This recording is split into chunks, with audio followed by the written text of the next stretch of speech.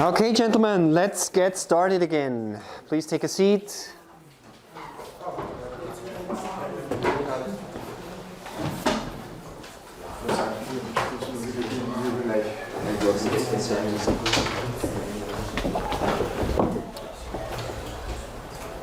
Good. Let's start into the third hour of async programming. Now we covered the theory, we covered the basics of what tasks are and how async await really works. Now in the third lesson, we are going to do real network programming. So we are going to build our own small web server in .NET 5. And we are going to do bad programming and good programming. And then we are going to write a small client app. Let's use WPF for that. And then let's see how we can do bad client programming and good client programming. Okay? Let's see how it goes. You can follow along if you want. We will not write so much code, but we will discuss this code. Good. If you want to follow along, please do the following. You can save the code that you have written now, but now we will start with a new project here. Please start a new project, but this time we are going to write an ASP.NET Core web application. In this course, in the upcoming weeks, we will spend a lot of time talking about ASP.NET Core web development, but today we are only doing a little bit, and I will not tell you a lot about what we do. Just trust me, it will work, what I will type in. So please create a solution wherever you want. Let's call it async web, and then create a project which is called async web.webserver. Okay? This is how it should look like. The project name is async web.webserver and the solution name is async web. Put it wherever you want.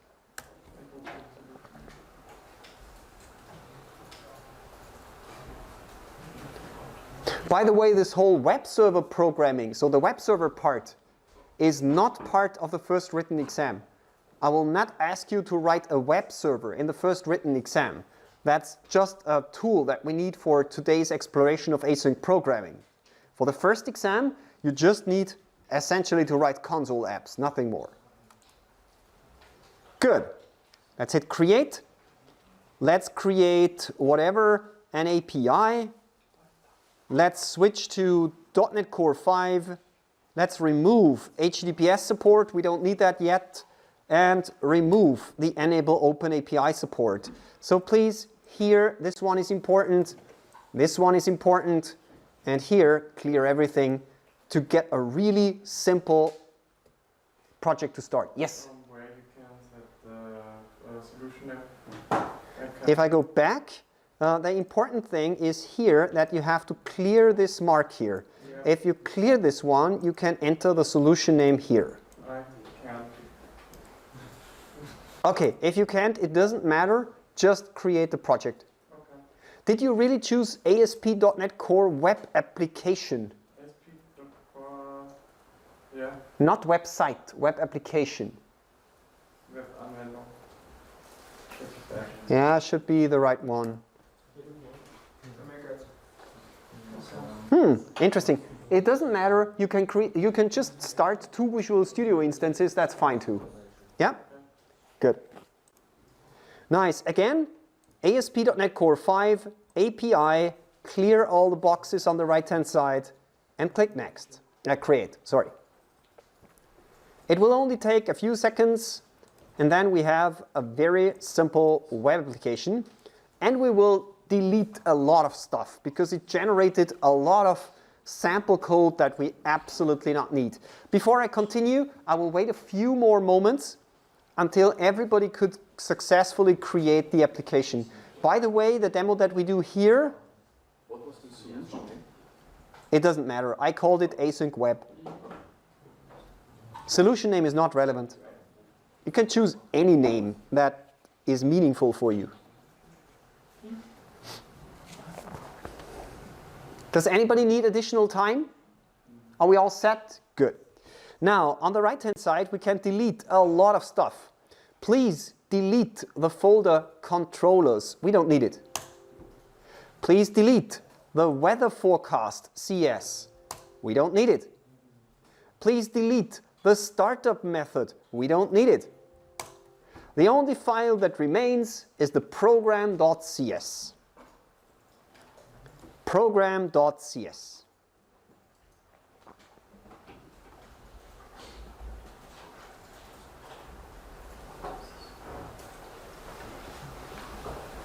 Then we can delete a lot of code because we already know that in .NET 5 we don't need all this namespace, program, main stuff. So I ask you to delete everything, not the usings, keep the usings, until host.createDefaultBuilder.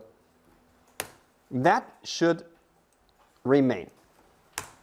So your code should look something like this.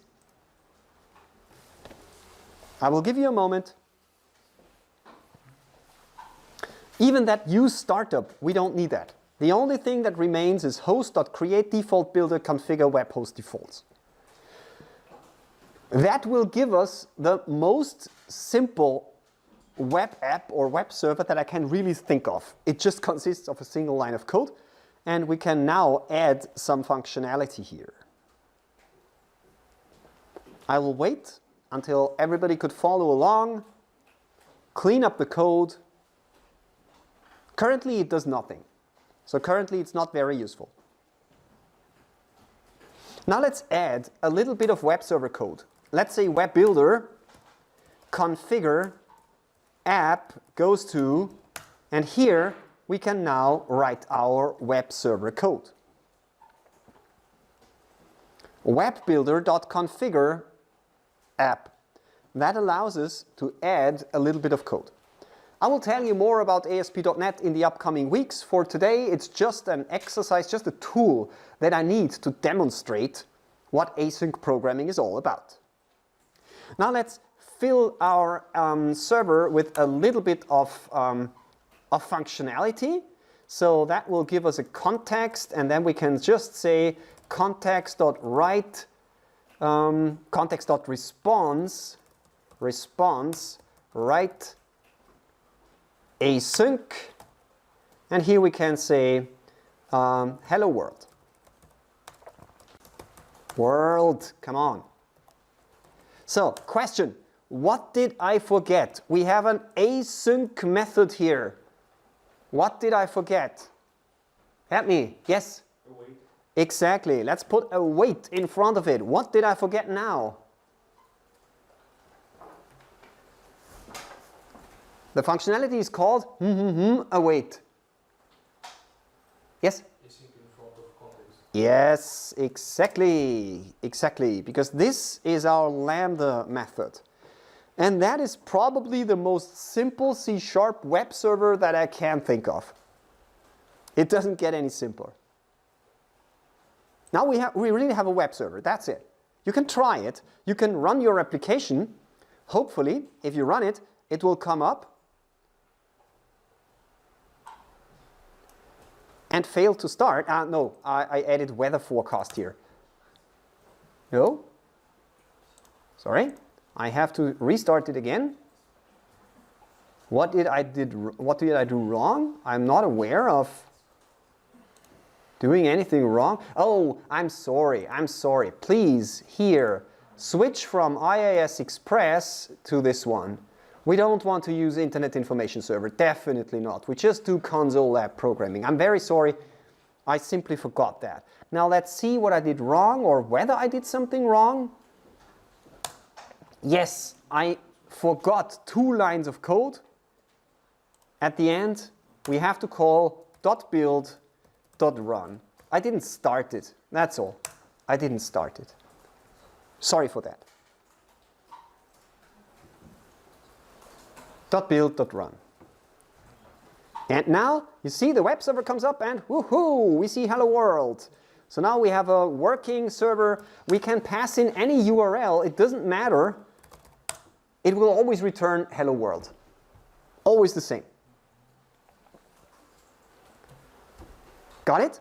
Understand it? Very, very simple what we do here.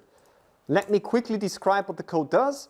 It's creating a so-called web host. It's creating the web host with the default settings, so we don't have to deal with all the configuration stuff. And then we tell it that we configure the web server and tell the web server that whenever an HTTP request comes in, it should run this method. So whenever HTTP request comes in, we answer with hello world. And then here, we build the web server and we start the web server. That's all. That's very simple.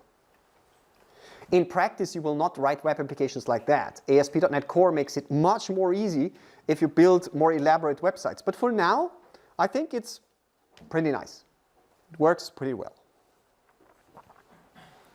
Good. Now let's play a little bit with our web server. For instance, let's change that code a little bit so that we add here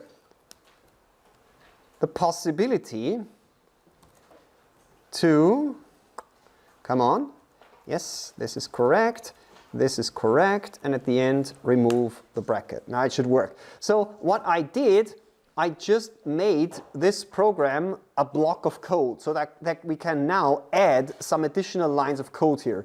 So the only thing that I did is I took the lambda method as the single line lambda method and turned it into a real method with curly braces around it. So now I can really write some code. Okay? Are we fine? Fine so far?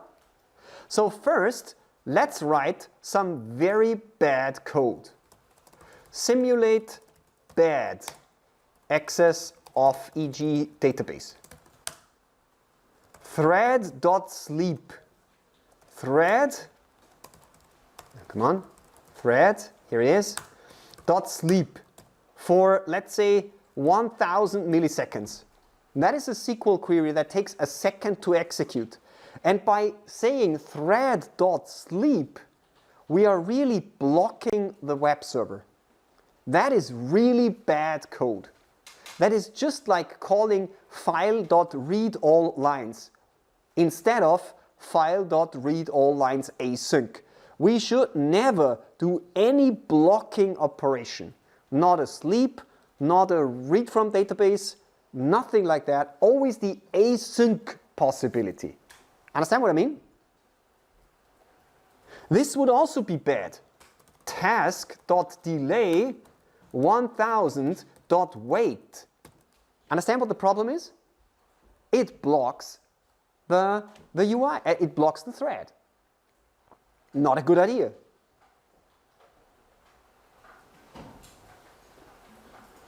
It still works. Don't get me wrong. If I run this application, it still works. It comes up. It takes a second. And whenever I refresh the browser, it takes a second until our hello world is returned. See that? But it is not a good idea. It's really not a good idea.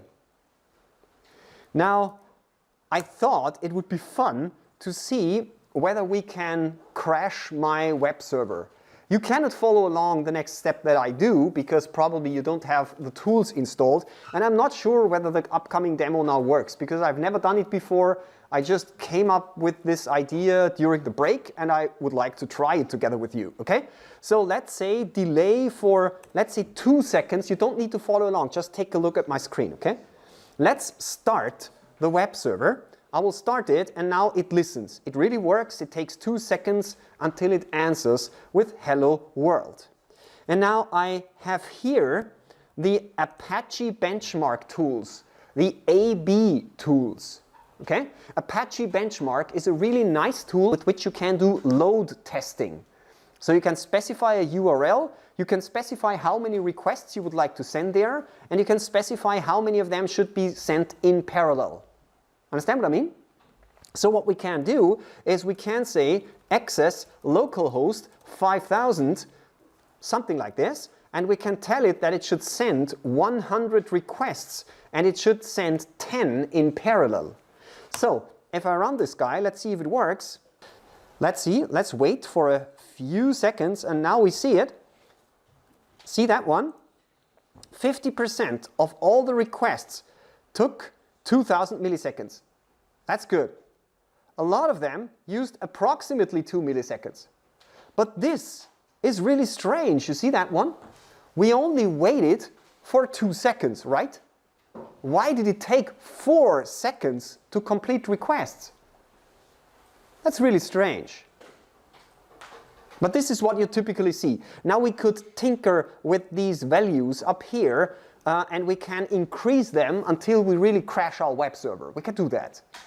But it would take too long to play with it. If you would like to do that on your own, take a look at Apache Bench. You can simply Google it. It's a really nice tool if you want to try out your web application. Maybe you have your own website. Do you want to load test it? Try Apache Bench. It really works nicely. It's a good open source tool. Now let's change the web server a little bit. Change it by removing the wait and add a wait here. Now this is not the simulation of bad access. This is now the simulation of good access. Because now we are doing async programming, no longer waiting. Good. Let's run the web server and see if it works. And yes, it really works nicely. You see, 2 seconds, so we didn't break any functionality. It still answers with hello world. Now let's try the Apache Bench. As I told you, I've not tried this before. Maybe it will horribly fail. Then I'm embarrassed, but let's try it.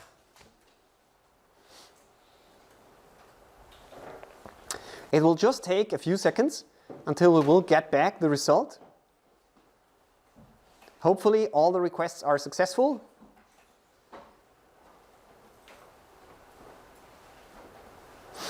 It should take approximately 20 seconds because we take 22 seconds. Yes.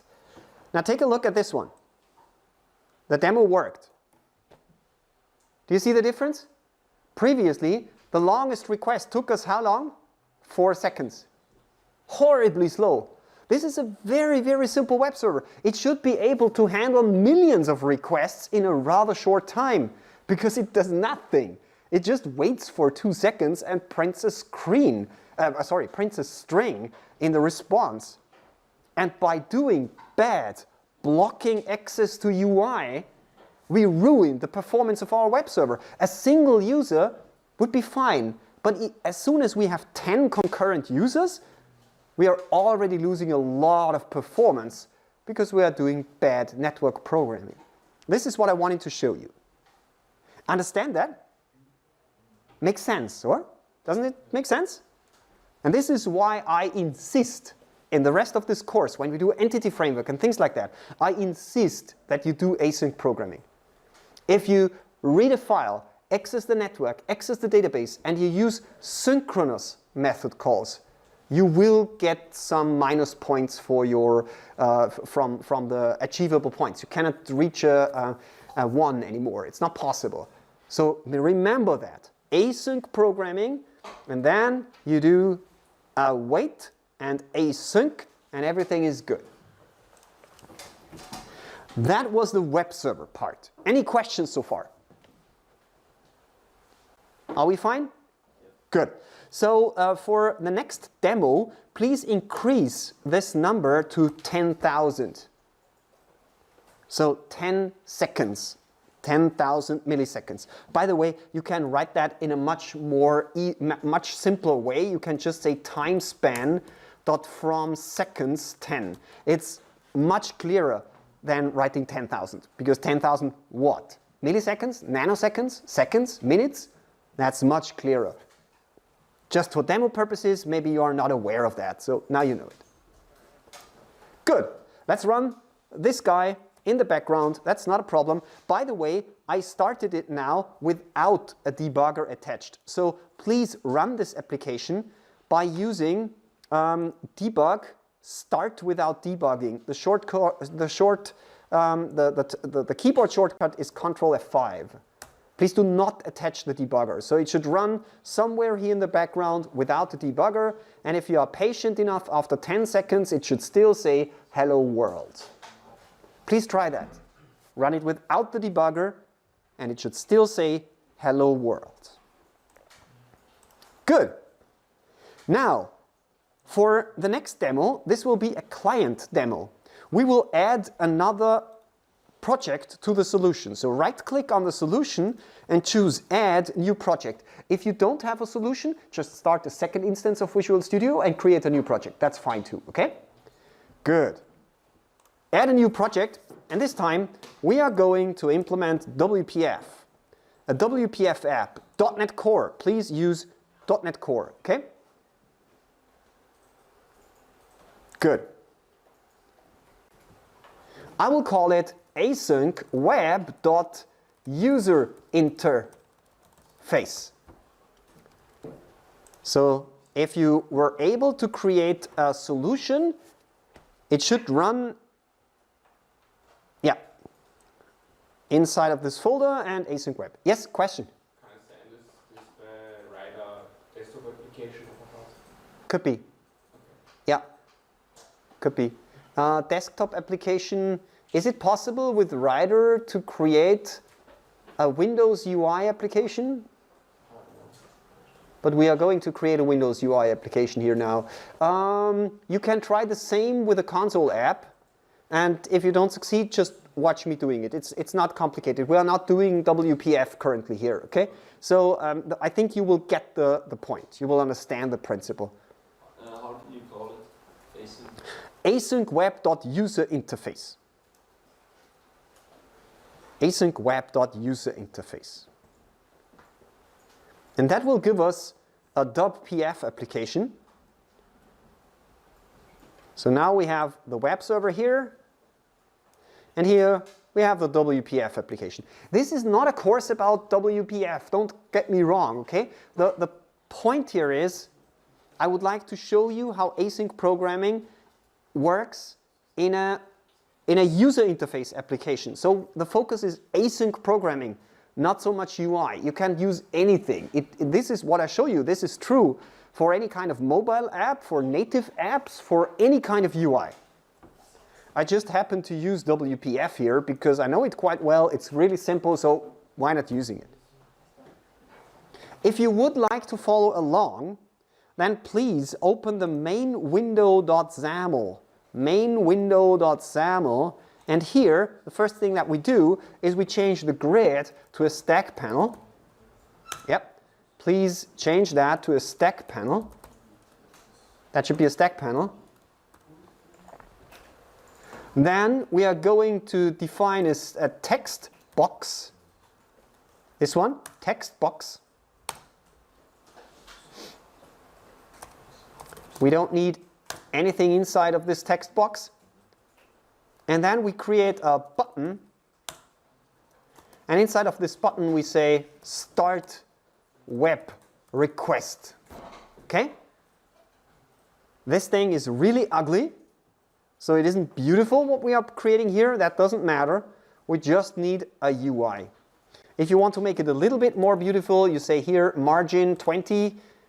And here you say margin equals to 20 again. That will give you a little bit of space. So if I start my user interface, give me a sec. Of course, don't need to ask. If I start my user interface here, it will give me a UI which will look like this. See?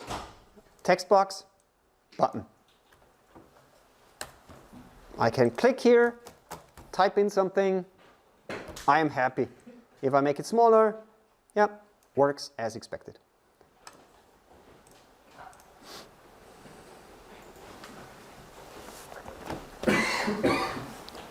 Could you follow so far? Any problems? Good. So with that, we will add a click handler. Just type click, press enter, and then again press enter to create a new handler for this click button.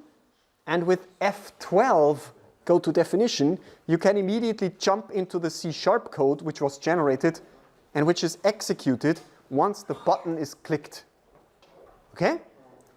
Question? Yeah, could you repeat the last step? Of course, you just go into the button, you type click, then it should suggest, click, just select it, and then press enter again, and it will generate the code for you. Oh. See it? Yeah. Good.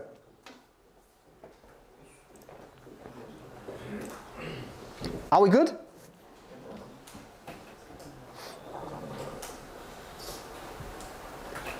Now let's write a little bit of code, okay? Using var client equals new HTTP client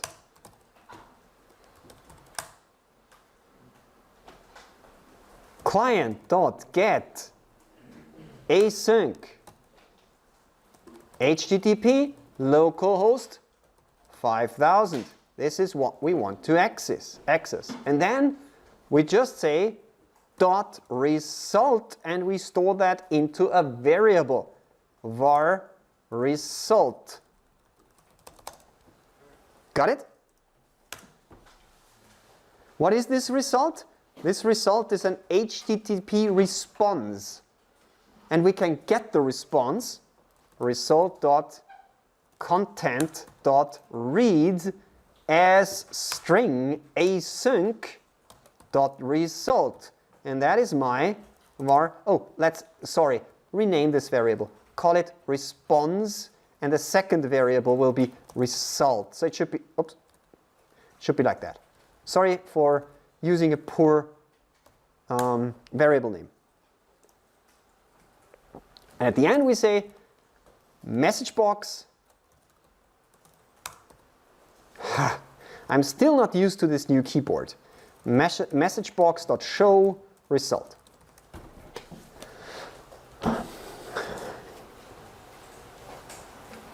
Who thinks this is good code? If I ask like that, it must be bad code. Yes, it is bad code. Why is it bad code? Why shouldn't we program like that?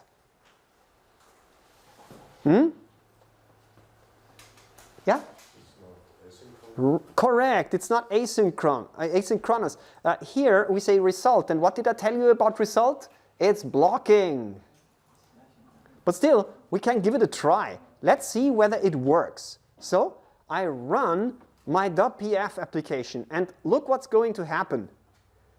Do you have a question? Yeah, a problem. A problem. Which problem? It says in the message box control the result. Yeah, that was just Did you do that one? Oh my god,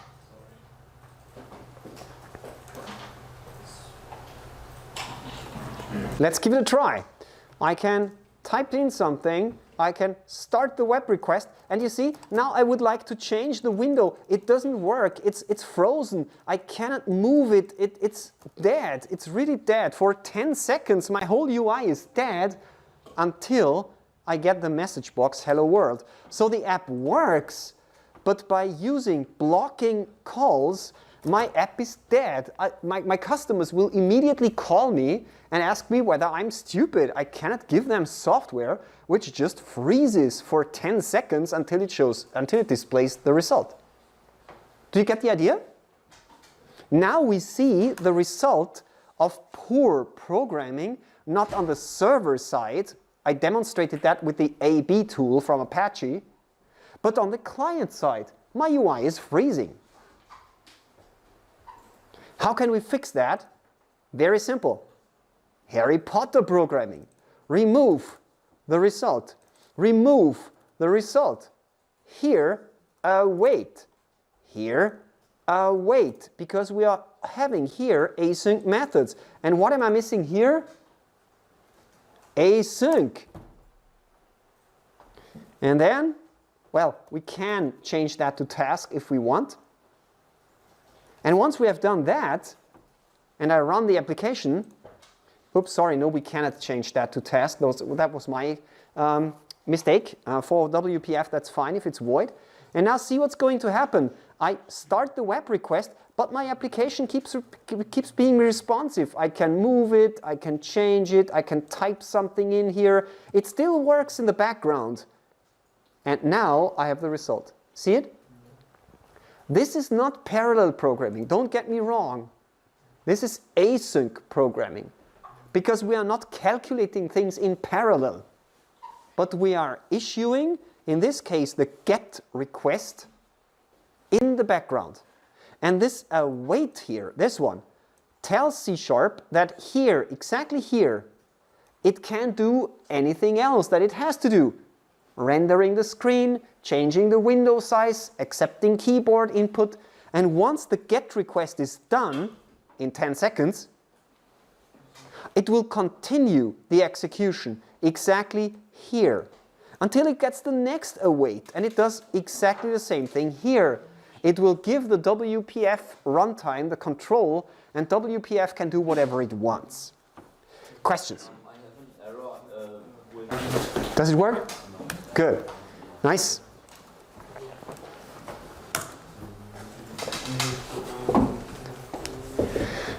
So with these two demos, I wanted to make it clear why asynchronous programming is important. I wanted to show you how asynchronous programming makes the scalability and the response times of your web servers, even for small scenarios, even for small web apps, significantly better. And I wanted to show you how UI applications, mobile apps, desktop apps, no matter what, how they can remain responsive even when doing long-running I/O or network operations. And technically, what you have to remember is you will get back sometimes from certain methods, you will get back tasks, what you see here. And if you get back a task, let's take a look at the web server, because we have it here too. If you get back a task, you have to do two things. First, call await, use await, and then add async up here. If technically possible, the return type of the method should be task. Only for WPF it's not that easy, but that's a detail. I will not go into details on that today. We will continue with UI programming later on in this course, so that's a topic for later. Good. Questions?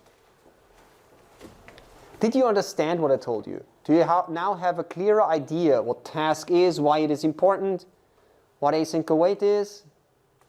Those of you who are really interested in the technical details, it is very interesting to take .NET Spy. Can you remember? We had that in one of the last lessons. To take .NET Spy, let it regenerate C# from the generated code, and then take a look at how they internally implement async await by using a so-called state machine. There are very interesting YouTube videos out there where people go into the tiny, niftiest little pieces of async await and describe you exactly what async await is doing behind the scenes. For this course, the understanding that you gained today is enough. But for those of you who really want to know how it works in background, take a look at it. It's really interesting if you want to know what's happening behind the scenes. Some closing comments for today's lesson. Async await, is it specific to C#? Or is async await available in other languages too? Which, for instance? JavaScript. Exactly. JavaScript knows async await. TypeScript knows async await. It was heavily influenced by the work that C# did. C# was the first language to invent async await. The guy that I told you about, I think last week or the week before, Anders Heilsberg, the designer of C#, he came up with the design for async await together with his team. And guess what? Anders Heilsberg also influenced TypeScript. And he brought async await to TypeScript. And from TypeScript, it found its way to JavaScript. What about other languages? What about, to be honest, I don't know it. You can tell me. What about Java? I have no idea. I told you, I have no idea about Java. Does it support async await? Are you sure? Maybe you can Google it, or maybe you can ask one of your Java teachers whether they support async await, or Kotlin, or whatever you do. What about, huh? Java is no equivalent of async await. No equivalent. Okay, I see. What about Go? You told me that you have heard about Go. Does Go have async await? No, they don't. They have a very different approach. Yeah? They have so-called Go routines. And you can do async programming in Go using Go routines and channels. They have created a very, very different approach. What about Rust? It's not the same as in C#, but they have async programming. It looks a little bit different than C#, but the concept is the same. The point that I want to make here is that the knowledge that you gain here, the understanding why async programming is important, this is universally applicable on any kind of programming language, on any stack. You will use it in C#, in C++, in Java, in JavaScript, in Go, in Rust, wherever you do your programming. The tools are different. So some languages support exactly what you are seeing here, async await. Some languages, like Go for instance, have a very different approach. But the concept is always the same. The problem is universal. We have to find a solution for that, and every programming language has a solution. What about, I know that in NVS, Network Verbundsysteme, you're doing Angular. Yeah. What about Angular?